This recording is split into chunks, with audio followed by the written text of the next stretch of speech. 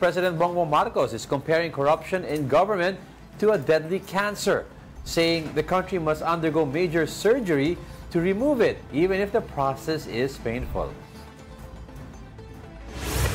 Christmas has officially arrived inside the Malacañang Hall, where Christmas trees are now lit and on full display. But when President Bongbong Marcos took the stage at the year-end fellowship, corruption remained his central theme, comparing it to a deadly disease that requires painful treatment.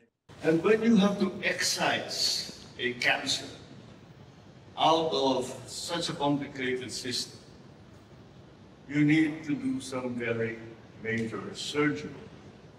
And to do that, and when you do that, you will bleed.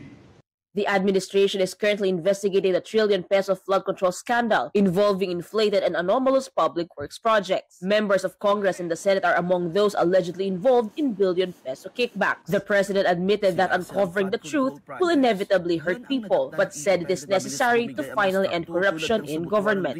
I am sorry that the people suffered because of it, but it's had to be done. We have to go through that. Go through the pain, go through the difficulty, go through the anguish that the country is going through now. But we're Filipinos.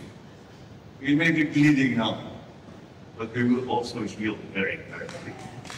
Earlier, President Marcos personally inspected the ₱3.1 billion Bocana Bridge project in Davao City together with DPWH Secretary Vince Dizon. Natulungan naman tayo ng ating mga Chinese na contractor dahil ang ganda ng technology nila. Marunong talaga sila magpatayo ng magandang tulay, magandang infrastructure na mabilis at nasa tamang gastos, nasa tamang presyo.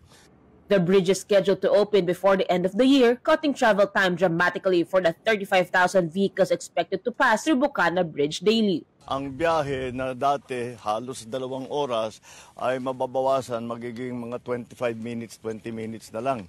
Kaya't malaking ginhawa, lalong-lalo na ay ngayon na magpapasko tayo. The project forms part of the Davao City Coastal Bypass Road, which will connect the eastern and western portions of the coastal road network.